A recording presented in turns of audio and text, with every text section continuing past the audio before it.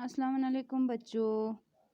ये class fourth का science subject और चैप्टर नंबर 4 क्लोथ्स है हमारा, जिसका हमने आधा फर्स्ट पार्ट में पढ़ा हुआ है। हम सेकंड पार्ट से शुरू करेंगे। अब सबको पता है हमने यहाँ तक पढ़ा था।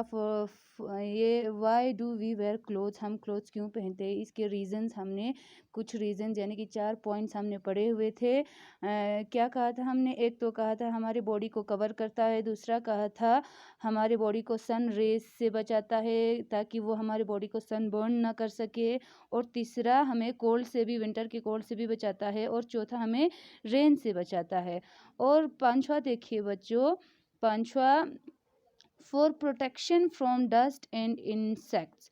By keeping our bodies properly covered with clothes, we reduce the chance of an insect bite. यानी कि इसमें कह रहा है हम कपड़े पहनने से हम अपने जिस्म को प्रोटेक्टेड रखते हैं, यानी कि प्रॉपरली कपड़े पहनने से हमारे जिस्म पे डस्ट भी नहीं जाता, धूल मिट्टी भी नहीं पड़ती है, और इंसेक्ट से भी हमारे जिस्म, इंसेक्ट्स के बाइट से यानी कि मच्छरों के, कीड़े मकोड़ों के बाइट से भी हमारी बॉडीज बचे रहते हैं। प्रॉपरली अगर हमने अच्छे से कपड़े पहने हुए हो तो हमें ना ही कीड़े मकोड़े बाइट कर सकते हैं और ना ही हमारी जिस्म पे डस्ट और ये सब होता है।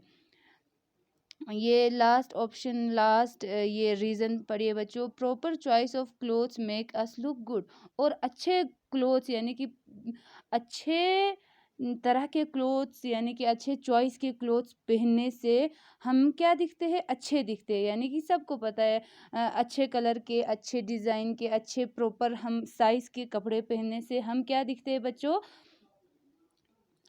बहुत अच्छे दिखते हैं। तो चलो पेज आप दूसरे पेज पे चलिए। Clothes have become our basic necessities, यानी कि क्लोथ्स हमारे खाना पीने की तरह ही बेसिक नेसेसिटीज हमारा ज़रूरत बन गया है। Today we have a variety of clothes to choose from, यानी कि आजकल हमारे पास बहुत सारे कपड़े, बहुत सारे टाइप्स के कपड़े हमारे पास होते हैं, जिनमें से हम कोई भी कैसे भी कपड़े पहनते हैं। यानी कि हमारे पास स्वेटर होता है, टी शर्ट होता है, शर्ट्स होते हैं, इनमें से कोई भी तरह के कपड़े हम पहन सकते हैं। Today we have a variety of clothes to choose from, यानी कि बहुत सारे, एक ही तरह के कपड़े नहीं पहनते हम, बहुत अलग अलग तरह के कपड़े हमारे पास होते हैं जिनमें से हम चूज़ करके सेलेक्ट करके पहनते हैं। We should always wear clothes that are comfortable.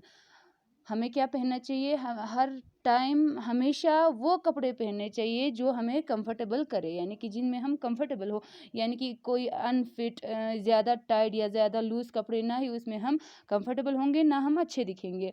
Dirty clothes carry germs which can make us sick, यानी कि गंदे कपड़े पहनने से क्या होता है? उनमें जर्म्स होते हैं और वो हमें बीमार कर सकता है। So we should regularly wash our clothes. It is a good habit to always wear clean and fresh clothes. हमें हमेशा यानी कि टाइम टू टाइम अपने कपड़ों को धोते रहना चाहिए, और ये बहुत अच्छी आदत है। साफ कपड़ों का पहनना एक इंसान का बहुत अच्छी आदत होता है। एक ह्यूमन बीइंग के एक अच्छी आदतों में से क्या है? साफ कपड़े पहनना है।